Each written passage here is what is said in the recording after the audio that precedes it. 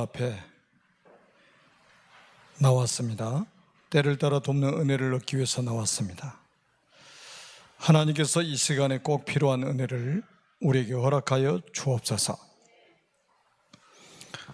정말로 237개 나라 살 수 있는 영적인 힘을 회복하는 시간이 되도록 축복해 주옵소서. 하나님 말씀을 사모하는 영혼들을 만족케 하여 주옵소서. 하나님 말씀에 붙잡혀서 예수가 그리스도이심을 온 세상의 모든 민족 만민 땅끝까지 증언할 수 있도록 축복하여 주옵소서. 아리에서 훈련받고 있는 모든 제자들에게 하나님의 거룩한 영으로 충만하게 하여 주옵소서. 오력이 일천만 회복되는 시간이 되게 하여 주옵소서. 전 세계 복음 막는 모든 악한 영들이 결박되는 시간이 되게 하옵소서. 오직 성삼위 하나님께서 홀로 영광을 받아 주옵소서. 주 예수 그리스도의 이름으로 간절히 기도드립니다. 아멘. 우리 창세기 9장입니다. 창세기 9장 18절에서 27절까지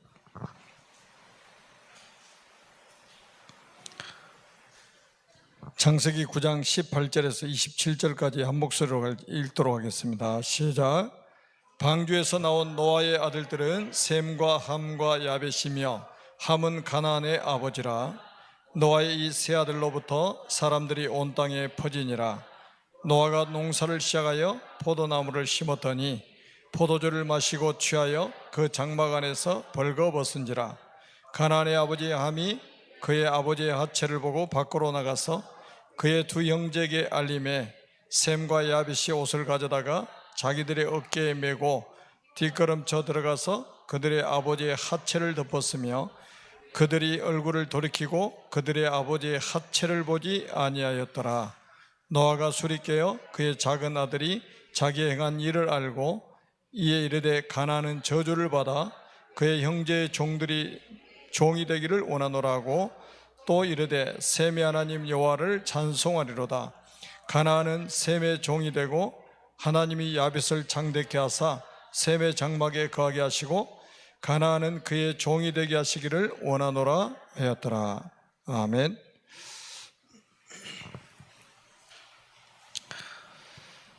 창세기는 그 성경 66권 중에 한 권이 아니고 사실은 66권 전체가 사실은 창세기 속에 다 들어있다고 봐도 됩니다. 왜냐하면 창세기의 말씀이 성경 나머지 65권 속에 다 들어가 있잖아요. 그래서 창세기는 그냥 들어도 되고 듣지 않아도 되고 하는 말씀이 아닙니다. 알아도 되고 몰라도 되고 하는 말씀이 아니고 사람으로 태어났다면 반드시 알아야 될 내용이 창세기에 담겨져 있습니다. 모든 책이 그렇지만 사람으로 태어났다면 반드시 알아야 되는 내용이 창세기에 들어있어요. 사람 아니면 안 들어도 됩니다. 사람이라면 들어야 돼요. 사람이라면 꼭 알아야 됩니다.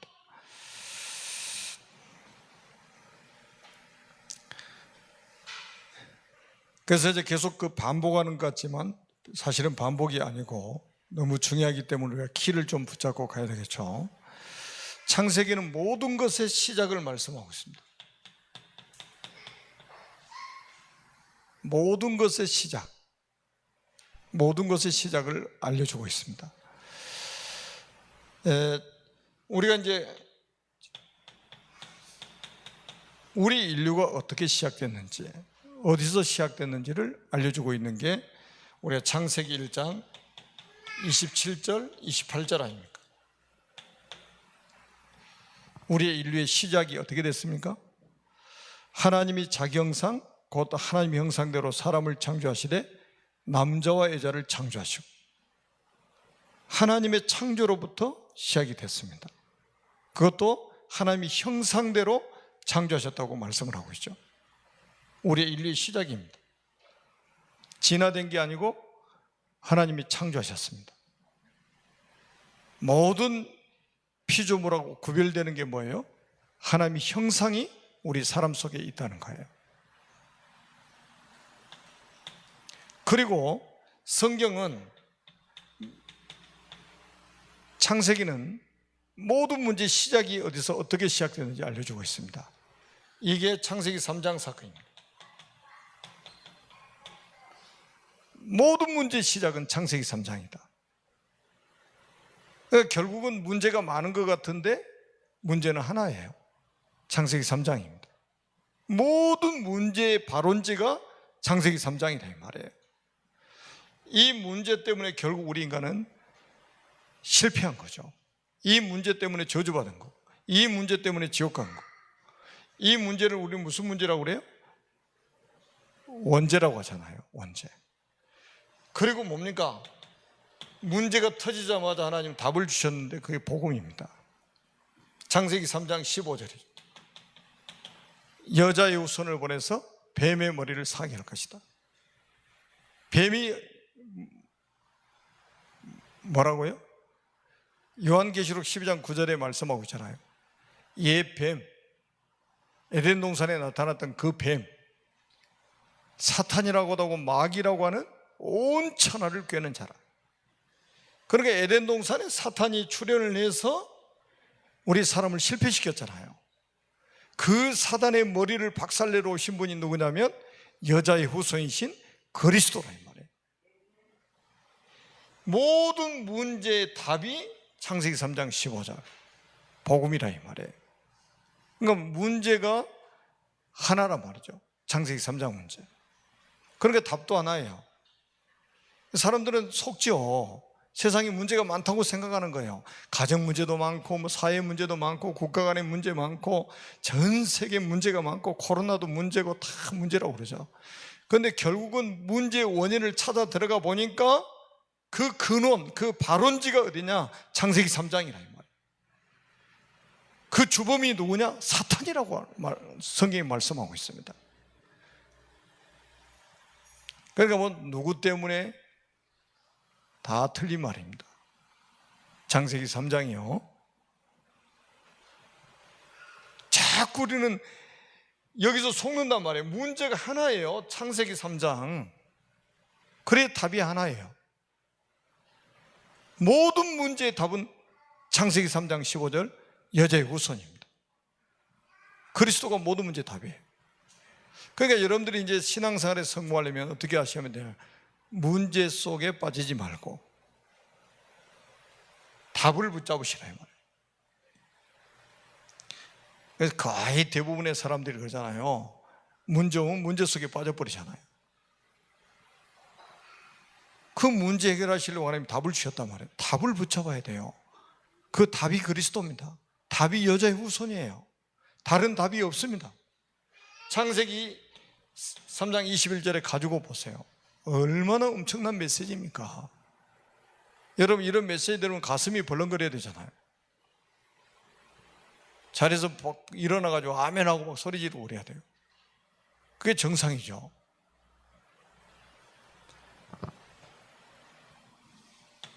이 언약을 붙잡은 사람은 뭐 하면 됩니까? 예배 성공하면 된다. 예배도 뭡니까? 가장 중요한 예배가 뭐예요? 예물이 증거 아니라. 다시 말하면 재물이 가장 중요한 포인트라 이 말이에요. 무엇을 가지고 우리가 하나님 만날 수 있냐? 무엇을 가지고 우리가 하나님 앞에 나갈 수 있냐? 재물이라 이 말이에요. 아벨이 양의 첫 새끼와 그 기름으로 여호와께 드렸더니 여호와께서 아벨과 그 재물은 연락하셨어. 그 재물은 연락하셨어. 히브리서 11장 4절에 보니까 왜 가인의 예배는 안 받으시고 아벨의 예배는 받으셨느냐? 예물이 증거 아니라 예물이. 아벨이 뭘 붙잡았다는 말이에요? 복음, 그리스도 언약 붙잡았다는 말이에요. 여러분 자꾸 틀린 소리 들으면 안 돼요. 그리스도 언약 붙잡아야 예배 성공해요. 그리스도가 빠진 예배는 예배가 아니에요. 그는 의식이에요. 지금도 많은 사람들이 그리스도가 빠진 예배를 드리고 있단 말이에요. 그는 의식이에요. 그거는 종교 의식이란 말이에요. 그러니까 예배 실컷 드린다고 해놓고 실패하는 거예요. 왜 예배 드리는데 실패합니까? 그리스도가 빠지니까, 생명이 빠지니까, 피의 복음이 빠지니까 하나님 안 받으시는 거예요. 그리스도 언약 붙잡아야 돼요. 그리스도 언약 붙잡아야 돼요. 그래서 아벨이 나중에 가인에게 맞아 죽었죠. 그걸 뭐라고 그랬어요? 순교라고 하는, 순교. 예수님이 직접 마태복음 23장 35절에 말씀하셨어요. 의인 아벨의 피로부터 제단사에서 죽임을 당한 바갈의 아들 사가랴의 피까지 땅에 소수한다는 거예요. 지구상의 최초의 순교자가 바로 아벨입니다. 성경에 예수님이 직접 언급하신 내용이에요. 여러분, 순교라는 게 뭡니까? 복음운동 하다가 죽는 게 순교예요. 제가 주일날도 말해요. 계곡에 놀러가서 죽은 게 순교가 아니고 복음운동 하다가 죽는 게 순교란 말이에요. 그럼 구약의 복음운동이 뭐냐 이 말이에요. 양 잡아가지고 그 피를 가지고 제사 지내는 거예요. 그리스도 언약 붙잡았다는 거거든요. 그 복음운동이 구약인 그거예요. 양 잡아서 피 뿌려가지고 하나님 만나고 하나님 누리고 하는 거예요. 사도행전 7장 말씀하고 딱 똑같은 말씀. 스데반이 다른 이야기 했으면 안 죽었겠죠. 복음 이야기하니까 돌에 맞아 죽었잖아요. 하나님 보좌의 우편에 서 계신 그리스도를 보노라 하니까는 돌로 쳐서 죽였단 말이에요. 그리스도가 빠지면 우리 인생은 아무 의미가 없어요. 가치가 없습니다. 모기가 피를 빨아먹을 정도로, 모기도 우리 인간을 먹이 사슬로 볼 정도로 비참한 거예요. 그래서 하나님, 사탄의 입장에서 볼 때는 아벨이 죽으니까 언약 전달이 끊어졌잖아요. 언약의 대가 끊어져 버렸잖아요. 그러니까 승리했다고 생각했겠죠. 그때 주신 언약이 뭐냐면 다른 씨를 주셨다. 아벨 대신 다른 씨를 주셨다. 이게 창세기 4장 24절에 나오잖아요. 아벨 대신 다른 씨를 주셨다. 이 씨가 바로 그리스도 언약을 설명하고 있단 말이에요. 톨레도트라는 단어, 창세기 11번 나오는 단어. 이것 때문에 일어나는 일들이 가장 확실하게 딱 드러난 이야기가 창세기 38장입니다. 창세기 3 나중에 뒤에 가서 자세히 설명을 해드리겠습니다. 이 씨 때문에 일어나는 일이에요. 씨 언약. 포인트를 알고 성경을 봐야 된다 이 말이에요. 그래서 저는 제일 안타까운 게, 제가 우리 몇 사람한테 제가 그런 이야기를 했어요. 이 좀 창세기를 좀 많이 들었으니까 좀 랩런트들에게 이거를 좀 풀어서 랩런트들의 입장에서 좀 자세하게 좀 설명 좀 해줘라. 아무리 이야기도 안 되더라고요. 한 사람도 실천한 사람이 없더라고요.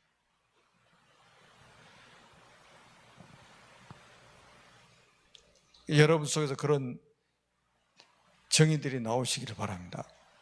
진짜 이거는 사람이란 꼭 알아야 된다니까요. 반드시 알아야 될 문제잖아요.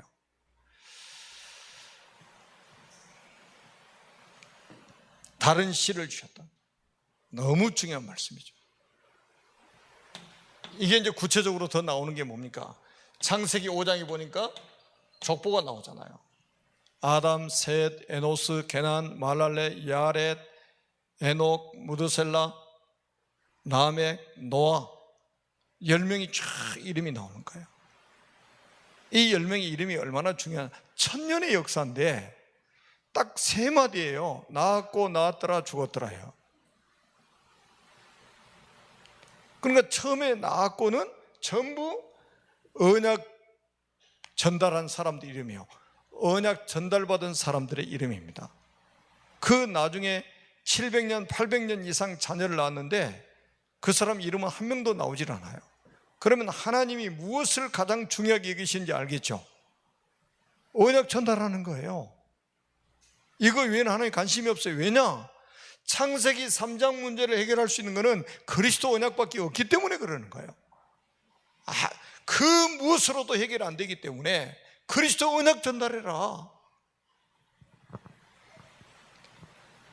그러니까 언약 전달하지 않은 언약 밖의 백성들은 하나님이 보실 때 아무 관심이 없어요.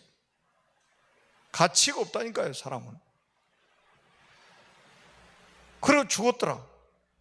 우리가 뭐하고 죽어야 됩니까? 언약 전달해서 언약의 바톤을 확실하게 전달해 놓고 그리고 우리는 가야 된다 이 말이에요. 언약 붙잡은 제자 남겨놓고 언약 붙잡은 렘넌트 딱 남겨놓고 우리는 가는 거예요. 언약의 가문을 딱 하나님이 세우기를 원하신다. 여러분들 이 축복을 받아야 됩니다. 그래서 나온 인물이 누굽니까? 노아 아닙니까? 노아가 한 시대를 살잖아요. 1000년 만에 딱 제대로 된 제자 한 명이 나왔는데 1000년 만에 한번 제대로 된 렘넌트 한 명이 딱 나왔는데 그게 노아인 거예요. 노아가 뭐 했습니까? 방주를 만들었대. 방주를 만들어 가지고 어떻게 했습니까? 한 시대를 살렸잖아요. 렘넌트 한 명이 이렇게 중요한 거예요. 한 시대를 살린 거예요. 이렇게 중요하다니까요. 렘넌트 한 명이. 이 방주는 그리스도의 모형입니다. 그리스도의 그림자예요. 여러분, 방주 안에 들어가지 않으면 살 수 있는 길이 없습니다. 그러니까 조건이 없어요. 들어오면 되는 거예요. 들어오면 돼요. 어떤 죄인도 들어오면 됩니다. 다른 토를 달지 않아요. 들어오면 돼요. 방주 밖에 있으면 죽습니다. 방주 안에 들어와야 삽니다. 이게 뭐를 의미해요? 그리스도 안에 들어오면 살아요. 그리스도 밖에 있으면 죽습니다. 왜냐? 창세기 3장이 그렇게 무서운 거예요. 의인은 없나니 하나도 없고 모든 사람이 죄를 범하였고 죄의 삭은 사망이고 살 길은 방주밖에 없다니까요. 그리스도밖에 없어요. 그리스도 안에 들어와야 됩니다. 그걸 말해주고 있는 거예요. 이거를 다른 사람이 말하면 전도가 되는 거예요. 그리고 뭡니까? 오늘은 이제 뭡니까? 이 노아가 붙잡은 이 언약이 누구에게 전달됐냐 이 말이에요. 누구에게 전달됐냐? 노아의 세 아들이 나오잖아요. 셈, 함, 야벳. 오늘 창세기 9장 18절에서 27절까지 우리 같이 읽었지 않습니까? 셈에게 전달됐습니다. 아담의 11대 손이잖아요. 셈에게 전달됐어요. 그게 오늘 본문에 나옵니다. 자, 우리가 이제 좀 그 스토리를 이야기하자면 노아가 방주 안에 들어가서 1년 만에 나왔잖아요. 1년 만에. 엄청난 거죠. 그런 게 1년 동안 방주 배 안에 있었다니까요.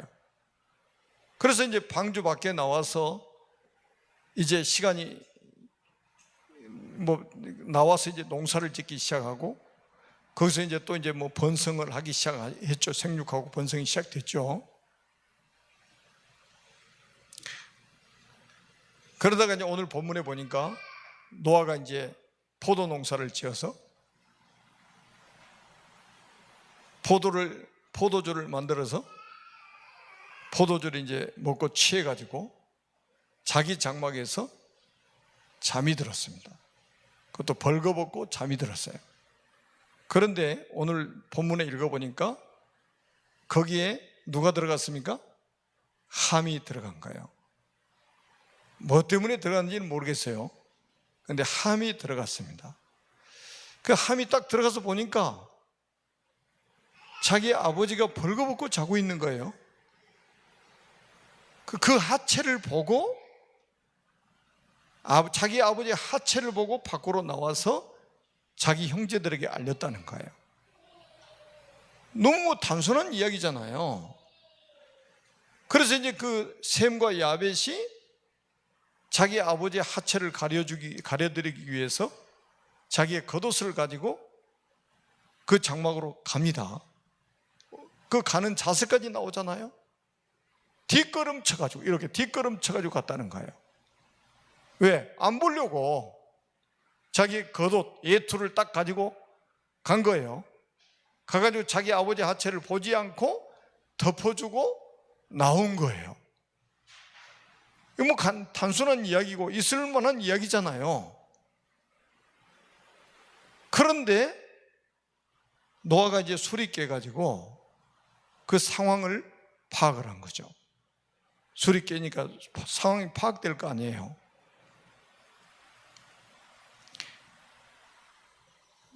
어떤 상황이에요 지금? 겉옷이 지금 덮여 있단 말이죠. 그런데 자기는 보니까 벌거벗고 자고 있어요. 자기 겉옷이 아니고 지금 자기 자녀들 겉옷이 지금 자기 몸을 덮고 있는 거예요. 그래서 이제 자초지종을 확인했을 거 아니에요 이제. 그래가지고 이제 세 아들의 미래를 지금 이야기하고 있는 내용입니다. 이거는요 굉장히 중요한 의미를 가지고 있습니다. 자, 순서를 좀 바꿔서 정리하기 좋게 이 말씀을 드린다면 뭐라고 성경에 기록되어 있냐면 셈의 하나님 여호와를 찬송하리로다. 노아가 분명히 이렇게 말해요. 셈의 하나님 여호와를 찬송하리로다. 그러면 이 셈이 노아가 붙잡은 언약의 바톤을 붙잡았다는 말 아닙니까?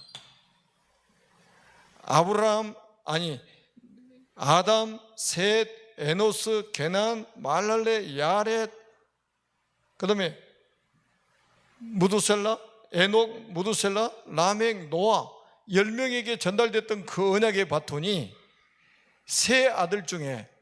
노아의 세 아들 중에 셈에게 전달이 되었다는 말이에요. 그냥 단순하게 셈 이름 불러준 게 아니에요. 셈의 하나님 여호와를 찬송하려다. 자기 아버지 노아가 붙잡았던 그 언약 붙잡고 한 시대를 살렸던 그 언약의 바톤이 셈에게 전달됐다 이 말이에요. 그리고 성경에 또 뭐라고 말씀했냐? 야벳은 창대케 돼가지고 셈의 장막으로 들어올 것이다 그랬어요. 자, 야벳은 창대케 돼가지고 셈의 장막으로 들어온다는 이렇게.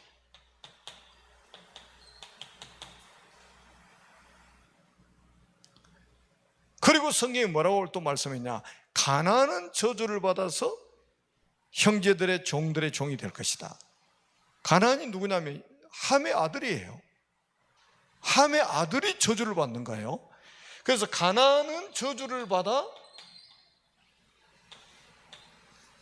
셈의 종이 될 것이다. 가나안.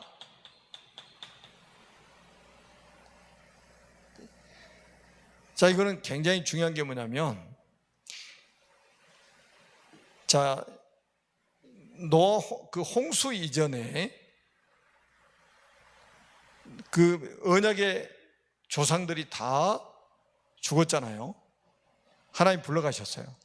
그리고 노아 홍수 때 나머지 불신자들은 다 죽었습니다. 그리고 노아의 8명만 가족이 딱 덜렁 남은 거예요.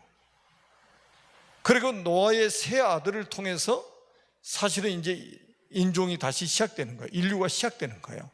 그래서 새로운 인류의 대표예요. 이 사람들은 세 사람 이야기가 아니고 지금 인류의 대표들 이야기인 거예요. 지금 한번 잘 보세요. 셈의 하나님 여호와를 찬송하려다. 자, 야벳은 창대케 돼가지고 셈의 장막으로 들어온답니다. 이거는 뭐를 의미하냐면 물질과 문명의 축복을 받아가지고 셈의 장막으로 들어온다는 거예요. 여러분 지금 보세요. 노아 시대가 어떤 시대였어요? 물질 중심이잖아요. 하나님의 영이 떠나가 버리니까 사람들이 육체가 돼버렸잖아요.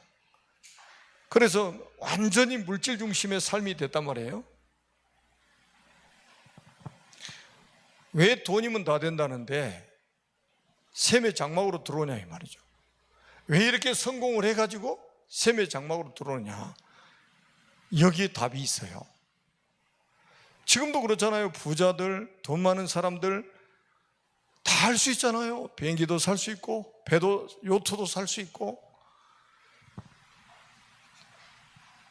저택에서 좋은 집에서 살 수 있잖아요.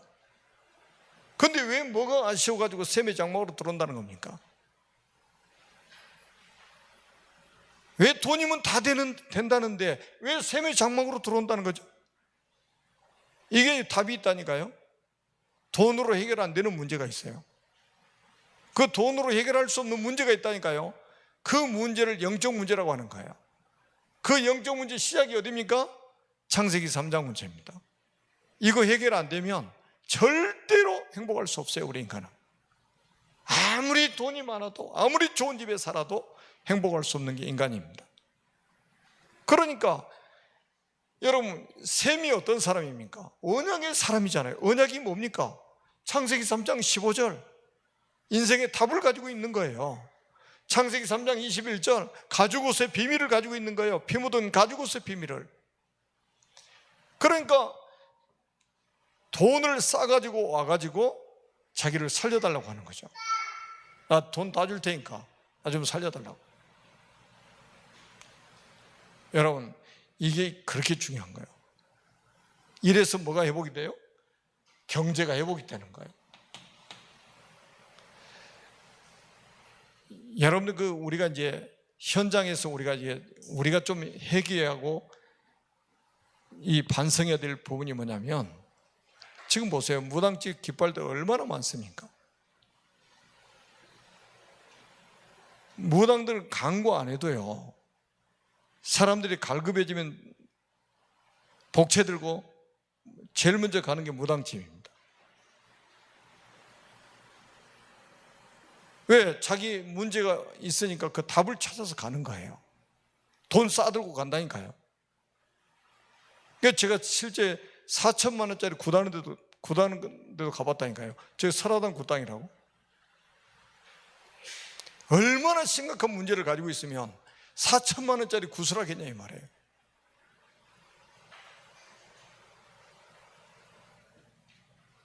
현장에 셈과 같이 답을 줄 수 있는 사람이 없으니까 사람들이 거짓 답을 주고 있는 사람을 찾아가는 거예요. 이게 오늘날 우리 기독교인들 진짜 반성해야 돼요. 현장에는 그리스도인들이 없다니까요. 교회 당에는 있는데 현장에 가면 그리스도인이 없는 거예요. 그 말은 뭡니까? 인생에 답을 줄 수 있는 그리스도인이 없다 이 말이에요. 현장에, 교회 당은 있는데 현장에 셈처럼 인생에 답을 줄 수 있는 시스템도 없고 사람도 없는 거예요. 그러니까 귀신 들린 사람 찾아가는 거예요. 점치는 사람, 무당들 찾아가는 겁니다. 여러분, 정말로 여러분 경제 회복하고 싶습니까? 인생에 답을 줘야 돼요. 아무리 부자라도, 아무리 재벌이라 할지라도 돈 가지고 해결 안 되는 문제를 가지고 있습니다. 이 사람들은 뭘 찾아요 지금? 인생의 답을 찾고 있단 말이에요. 인생의 답을 찾고 있는 거예요. 그 답을 가진 사람이 지금 현장에 없어가지고 불신자들은 지금 방황하고 있단 말이죠. 그래서 방황하다가 귀신 들린 사람 찾아가는 겁니다. 여러분, 저는 옛날에 지명은 일이었고 지금은 익산이라는 곳이 있잖아요. 익산이라는 전라북도 익산이죠. 거기 가보니까요, 원불교 성지가 거기에 있어요. 제가 딱 한 번 가봤는데 진짜 깜짝 놀랐어요. 우리 다락방 시스템하고 거의 비슷해요. 그런데 신도가 한 70만 명 이상이 된다고 제가 한 10년 전에 갔던 것 같은데 신도 수가 70만 명 된다고 그러더라고요. 그런데 그 원불교를 믿는 사람이 누구냐면 삼성가입니다. 삼성가예요. 딸이 자살했을 때 장례식 치는데 보니까 원불교장으로 치르더라고요. 여러분 보세요. 우리나라 대표 재벌가가 원불교를 믿는 거예요. 그래서 그렇게 우리 대한민국에 엄청나게 커져버린 거예요. 우리가 정말로 인생에 답을 주는 사람으로 현장에 있다면 하나님께서 돈 가지고 해결 안 된 사람이 찾아오도록 만드실 거라요. 그래서 경제가 회복되는 거예요. 내가 꼭 직장에 가서 돈을 벌어야 회복되는 게 아니에요. 자, 그 다음에 보세요. 가나안은 저주를 받아서 형제들의 종들의 종이 될 것이라고 이렇게 말했어요. 왜 건강한 몸뚱이를 가지고 종살이 하냐 이 말이죠. 뭐가 아쉬워가지고 건강한 몸을 가지고 왜 형제들의 종노릇 합니까? 왜 종노릇 하죠? 여러분, 아무리 여기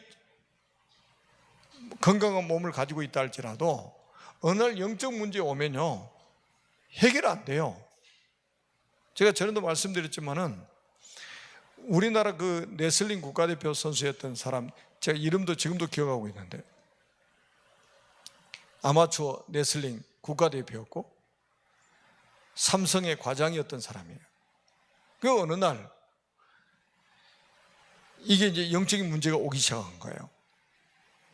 집에 가서 저녁에 불 켜놓고 잠을 자려고 하는데 찬바람이 막 쌩쌩 도는 거예요.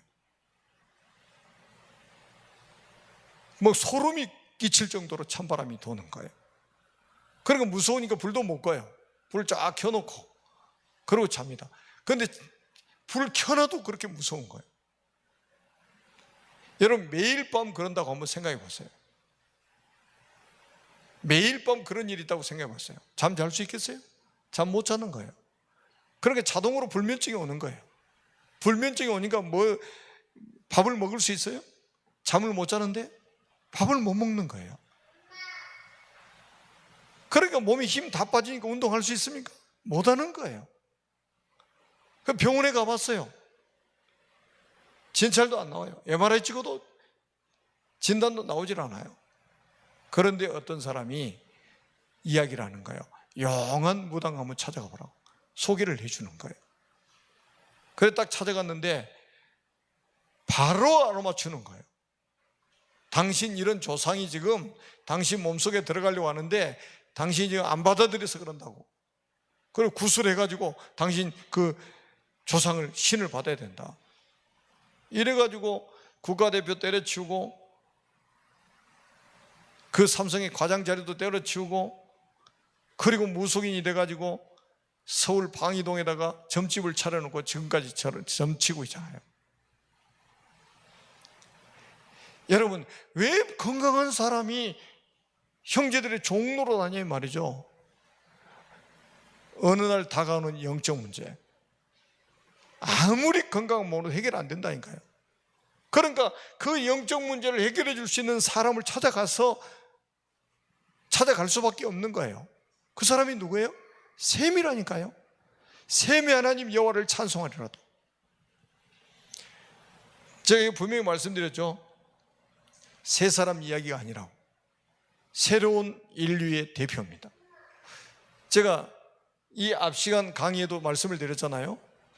이 앞 시간에 강의할 때도 지금 지구상에 살고 있는 사람이 한 77억이 넘는데 이 사람이 지금 누구의 후손들이에요? 이 세 사람을 통해서 번성이 된 사람들입니다. 그 이전 사람들은 홍수 때 다 죽었잖아요. 그러니까 인류의 대표라니까요. 그러니까 이 셈은 언약 하나 딱 붙잡고 있는데 셈이 야벳이 창대케 돼가지고 장막으로 들어왔죠. 가나안은 저주를 받아서 종으로 들어왔죠. 두 사람이 들어온 걸까요? 전 세계가 다 들어온 거예요. 이걸 뭐라 하냐면 세계 복음화라고 하는 거예요. 세계 복음화 때문에 하나님이 경제도 축복하시고 일꾼도 보내주시고 다 하시는 거예요. 언약 하나 딱 붙잡고 있는데. 그래서 사람들이, 세상 사람이 볼 때는 언약 붙잡고 있으니까 좀 어리석게 볼 수가 있죠. 좀 미련스럽게 볼 수 있죠. 천만의 말씀이에요. 여러분, 제가 이걸 왜 자꾸 계속 반복해서 말씀드리냐. 우리 인생 문제는 창세기 3장입니다. 모든 문제는 창세기 3장이 시작됐어요. 이 문제를 해결할 수 있는 답은 딱 하나밖에 없습니다. 창세기 3장 15절입니다. 그래서 누가 이 창세기 3장 15절에 여자의 후손 이 언약을 붙잡고 있느냐? 그리스도 언약을 누가 붙잡고 있느냐? 하나님이 여기에 모든 관심이 다 있다니까요. 그래서 그 사람이 정말로 현장에 있다면 하나님이 사람을 붙여주신다니까요. 야벳도 붙여주시고 함도 붙여주시고 다 붙여주시는 거예요. 이게 뭡니까? 세계 정복입니다. 노아는 방주 하나를 만들어가지고 세계를 정복했잖아요.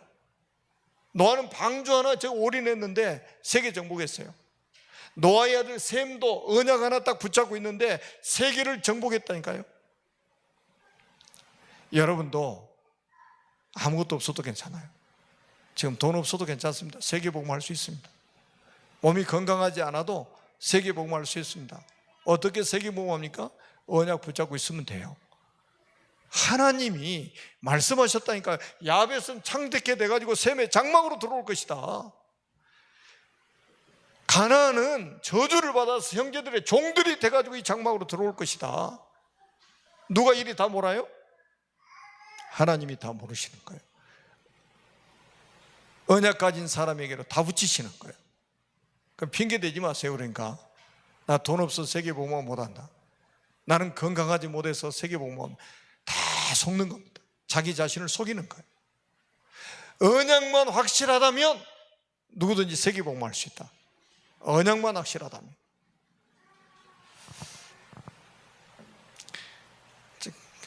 그리고 여기서 우리는 자 이거를 우리가 첫 번째, 그 다음에 이제 여러분, 그래서 여러분들이 언약만 딱 붙잡으면 되니까 걱정하지 마세요. 앞으로 여러분 언약 정말로 확실하게 붙잡고 있으면요, 하나님이 정확한 시간표에 여러분 경제도 회복시키실 것이고, 언약 제대로 붙잡고 있으면 하나님이 여러분들의 제자, 일꾼 다 붙이실 겁니다.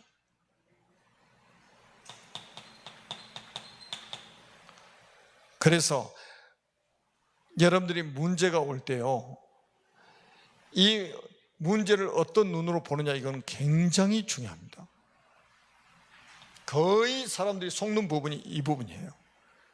문제가 왔을 때, 우리가 이 세상을 사는데 문제가 안 올 수가 없잖아요. 우리가 육신을 가지고 사는 이 세상에 문제가 안 올 수가 없다니까요. 아무리 신앙이 좋아도 문제 옵니다. 자, 노아가 술에 취했어요. 그 영적인 집중력이 좀 떨어진 거죠. 술이 취했어요. 그 벌거벗고 잤어요. 술 먹으니까 몸에 열이 나니까 자기도 모르게 벗었겠죠. 그때 당시에는 다 이 가죽옷 있잖아요. 가죽옷. 외투가 옷도 됐다가 이불도 됐다 그러는 거예요. 그럼 벗기도 얼마나 좋아요? 열 나면 그냥 확 벗어버리는 거지. 그래가지고 술에 취해가지고 있는데 이거 한번 보세요. 이 문제를 어떤 눈으로 보느냐, 이게 중요한 거예요. 이 문제를 율법적인 눈으로 보느냐, 이 문제를 복음적인 눈으로 보느냐, 여기에 따라서요 결과가 완전히 달라져 버립니다. 함은 자기 아버지의 하체를, 여기 하체라는 단어가 3번 이상 나오잖아요. 그래서 어떤 사람은 그래요. 이 함과 가나안이 자기 아버지의 하체, 자기 할아버지 하체를 보면서 동성애, 성적인 욕구를 느꼈다. 그래서 나중에 그래 저주를 받은 것이다, 이렇게 말하는 사람도 있어요. 그런데 하여튼 문제는 뭡니까? 여러분들 같으면 이런 상황이 되면 어떻게 되겠어요? 우리 아버지 벌거벗고 잔다. 그리고 밖에 나와서 막 강고 떠들고 다니겠어요? 함이 그랬다니까요. 율법. 그래서 나중에 보세요. 이게요, 저주를 받게 되잖아요. 그런데 셈과 야벳은 자기 아버지의 하체를 자기의 겉옷으로 덮어줬어요. 이게 구약시대의 복음이에요. 그래서 이 사람이 나중에 보세요, 축복을 받는 거 보세요.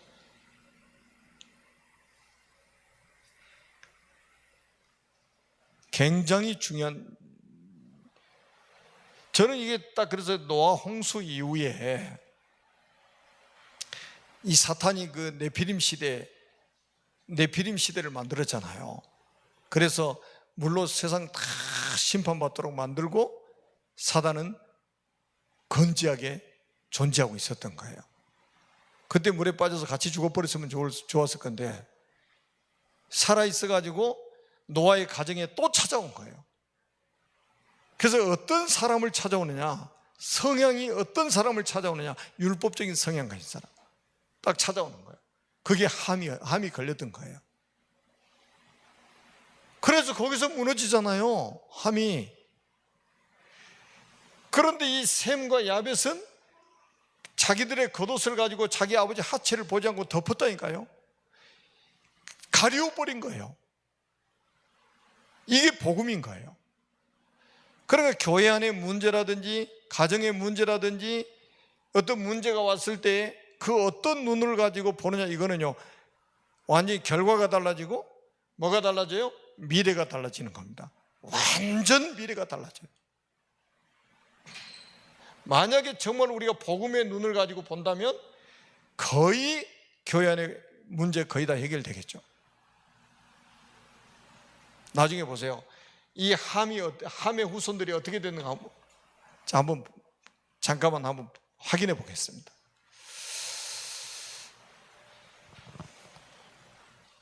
우리 창세기 10장을 한번 보겠습니다. 창세기 10장 6절을 한번 볼까요? 같이 한번 읽어봅니다. 함의 아들은 구스와 미스라임과 붓과 가나안이에요. 그랬어요. 함의 아들이 나오죠? 함의 아들이 첫째 아들이 누구예요? 구스잖아요. 이 검다라는 뜻이거든요. 이 구스는 그래서 에디오피아라는 이 단어하고 동의어입니다. 함이 나오죠. 아니, 함의 아들 구스가. 그 다음에 또 누가 나오냐면 미스라임이라는 사람이 나와요. 이 미스라임이라는 아들은 어떤 조상이 되냐면 이집트의 조상이 됩니다. 이집트의 조상이 돼요. 그 다음에 또 붓이라는 사람이 나옵니다. 붓이라는 사람은 서부 아프리카와 리비아의 조상이 됩니다. 그리고 이제 가나안이 나오죠. 가나안은 누구냐? 가나안 족속의 선조가 됩니다. 가나안족의 선조가 돼요. 그리고 우리가 창세기 10장 8절을 한번 보세요. 8절 한번 같이 한번 읽어봅니다. 굉장히 중요한 말씀이거든요. 구스가 또 니무롯을 낳았으니 그는 세상의 첫 용사라 그랬죠. 9절에까지 이제 그 니무롯에 대해서 나오죠. 그가 여호와 앞에서 용감한 사냥꾼이 되었으므로 속담에 이르기를 아무는 여호와 앞에 니무롯같이 용감한 사냥꾼이로다 하더라, 이렇게 나옵니다. 구스가 누굴 낳았어요? 니무롯을 낳았습니다. 니무롯을 낳았어요.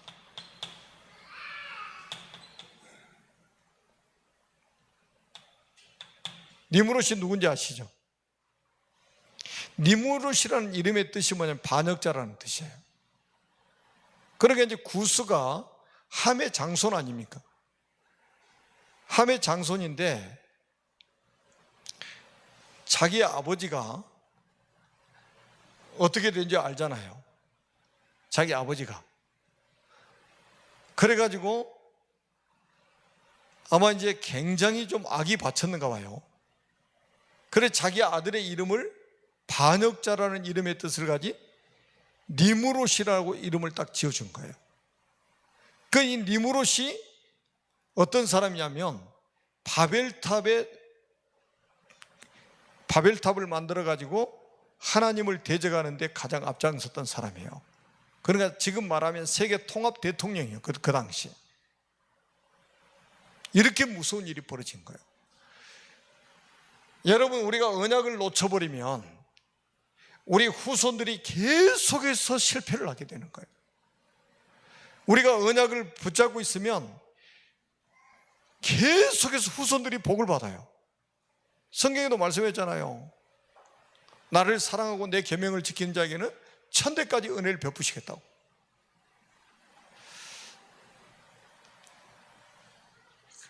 그런데 19절 한번 또 보세요. 10장 19절 한번 읽어보겠습니다.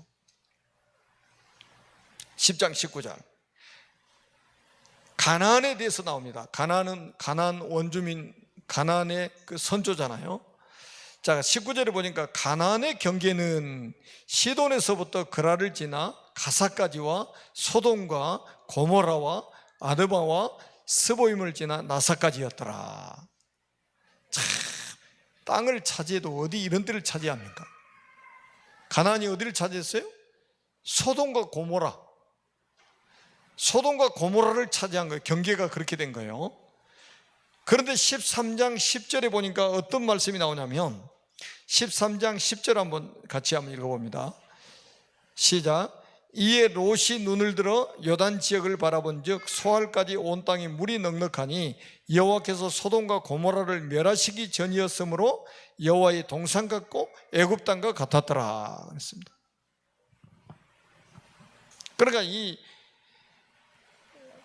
가나안이, 함의 아들 가나안이 경계로 삼았던 소돔과 고모라 성이 얼마나 기름지고 풍성했냐면 여호와의 동산 같고 애굽 땅과 같았다. 여호와의 동산이 뭐예요? 에덴 동산처럼 그렇게 기름지고 살기 좋은 땅이었다는 거예요.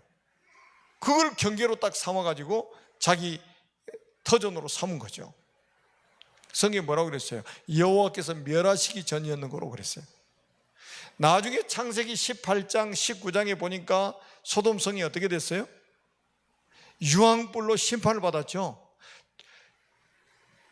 이 소돔과 고모라 도시가 완전히 소돔과 고모라 성이 유황불로 멸망을 당했어요. 그래서 지금도 사해바다 밑에 수장되어 있잖아요. 여러분이 문제 왔을 때에 어떤 선택을 하느냐, 이거는 굉장히 중요합니다. 우리가 태어나는 것도 우리 마음대로 못 태어나잖아요. 하나님이 절대 주권이잖아요. 죽는 것도 우리가 죽고 싶어서 죽고 살고 싶어서 사는 게 아니에요. 그것도 하나님의 절대 주권입니다. 그런데 선택하는 것은 우리 인간에게 주셨어요. 선택을 어떤 선택을 하냐, 이게 중요한 겁니다. 문제가 왔을 때마다 복음적인 선택을 하시기 바랍니다. 여러분 율법적인 선택을 하게 되면요 계속해서 문제 옵니다. 후손들까지 문제 옵니다. 미래까지 전부 문제 옵니다. 왜? 사단이 존재하고 있잖아요.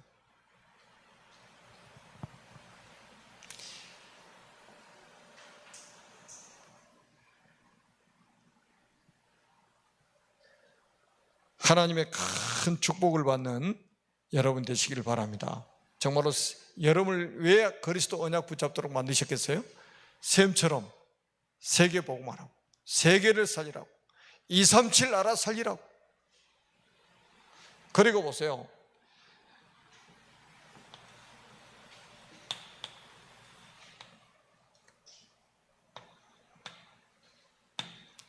그리고 나서 이제 바벨탑 사건이 나옵니다.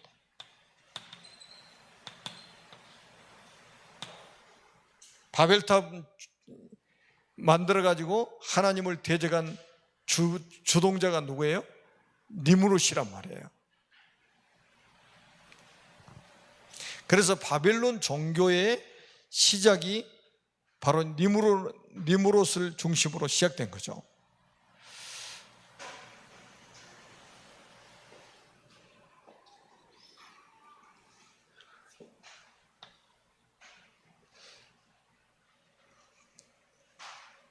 이게 이제 굉장히 중요한 부분이잖아요. 하나님은 창세기 1장 27절에 하나님이 자기 형상대로 사람을 지으시고 28절에 보니까 생육하고 번성하여 땅에 충만하라고 이렇게 말씀하셨잖아요. 그런데 이게 바벨탑 쌓는 원인이 몇 가지가 나와요. 첫째는 아마 피난처로 만들었을 겁니다. 제가 유추해 보니까 뭐를 경험했어요? 전 인류가 홍수를 경험했잖아요. 비만 오면 걱정인 거예요. 그러니까 이 바벨탑 높이가 지금 빌딩으로 하면 50층 이상이 되는 빌딩이래요. 그렇게 높이 쌓은 거예요, 탑을. 그러니까 하나님의 언약, 이전에 하나님이 홍수 사건 이후에 주신 언약이 있잖아요. 무지개 언약을 주셨잖아요. 다시는 물로 세상을 심판하지 않겠다. 그래 주신 언약이 무지개 언약인 거예요. 이 언약 놓친 사람의 특징은 뭐냐? 하나님의 말씀이 믿어지질 않는 거예요. 그리고 또 하나는 뭐냐? 우리 이름을 내고 흩어짐을 면하자 그런 거예요. 하나님은 전 세계 흩어지도록 생육하고 번성하여 땅에 충만하라고 그랬는데 우리 흩어짐을 면하자. 그래가지고 만든 게 바벨탑이에요. 그러니까 하나님을 대적하는 적그리스도인 거죠. 니무롯이 적그리스도예요. 이거는 뭐를 말해주고 있냐면 인간이 하나님 없이 우리는 성공하겠다는 거예요. 지금도 보세요. 똑같아요. 하나님 없이 우리는 성공하겠다는 거예요. 하나님 없이도 우리는 성공해? 할 수 있어? 지금 보세요. 과학, 지식, 의학, 경제 모든 것이 지금 바벨탑처럼 가고 있잖아요. 하나님을 대적하는 거죠. 우리 말씀 없이도, 우리 복음 없이도, 우리는 믿음 없어도 우리는 이렇게 성공할 수 있어. 이거 아닙니까? 그야말로 교만의 극치인 거죠.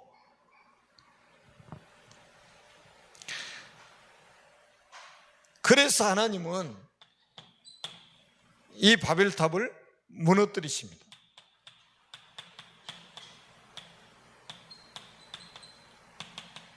바벨탑 무너뜨리잖아요.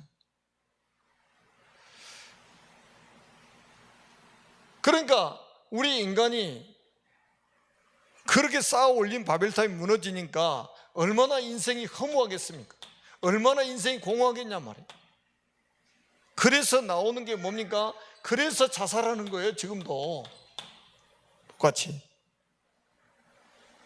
인생이 허무하잖아요. 그렇게 생을 걸고 쌓아 올렸는데 무너져 버리니까. 그리고 여기서 하나님은 여기서 흩어짐을 면하지 않은 사람들 흩어버리기 위해서 언어를 혼잡케 만드신 거예요. 창세기 11장 1절에 보니까 원래는 언어가 하나였잖아요. 세상에 언어가 하나였어요. 그러니까 언어가 통하니까 똘똘 뭉쳐가지고 하나님을 대적하는 거예요. 그래서 하나님이 언어를 혼잡케 만들어가지고 알아듣지를 못하도록 만들어버린 거예요. 그러니까 흩어질 수밖에 없어요. 자기 언어 통하는 사람들에게 흩어질 수밖에 없는 거예요. 하나님의 방법이었어요. 그러니까 지금도 통역 안 하면 못 알아듣잖아요. 그래서 통역자가 필요하게 된 거예요. 이때부터. 원래는 인종도 하나였잖아요. 그런데 노아의 세 아들을 통해서 인종이 나눠진 거예요. 세 인종으로, 3색 인종으로. 언어도 원래는 하나였는데 언어가 이렇게 많은 언어로 나눠진 게 바벨탑 사건이었습니다. 그래서 모든 것의 시작이 창세기에 있다는 말씀이에요. 자, 창세기는 두 부분으로 나눌 수 있습니다. 첫째는 창세기의 서론 부분은 창세기 1장부터 11장입니다. 그리고 창세기 12장부터 50장까지는 창세기 본론이라고 이렇게 말씀합니다. 그래서 오늘까지는 창세기 서론한 거예요. 다음 시간부터는 창세기 본론, 창세기 12장부터 50장까지 이제 6강을 하게 되는데요. 여러분들 꼭 집에서 한번 창세기 1장부터 11장까지 한번 읽어보시기 바랍니다. 이 창세기 1장부터 11장이 왜 중요하냐? 이게 계속 재판되고 있다는 거예요. 계속 재판되는 거예요. 지구가 없어질 때까지. 그래서 창세기 12장부터 50장은 이거를 근본적으로 해결할 수 있는 해결책을 주시기 위해서 한 사람을 부르시고 한 가문을 딱 부르시는 거예요. 그래서 그거를 보여주시는 거예요. 그래서 창세기를 통해서 많은 여러분들이 응답을 받으시고 많은 축복을 받으셔서 정말로 세계복음화의 주역으로 쓰임받는 하나님의 사람들이 되시기를 주님의 이름으로 축복합니다. 자, 기도하겠습니다. 살아계신 하나님 아버지, 은혜를 진심으로 감사합니다. 오직 하나님께서만 영광을 받으시고 우리에게는 은혜를 베푸셔서 완전한 언약을 회복할 수 있도록 축복하여 주옵소서. 원색적인 복음을 회복할 수 있도록 축복하여 주옵소서. 그래서 샘처럼 세계복음화의 주역으로 쓰임받을 수 있는 하나님의 사람들이 되게 하여 주옵소서. 하늘과 땅의 모든 권세를 가신 예수 그리스도의 이름으로 간절히 기도하옵나이다. 아멘.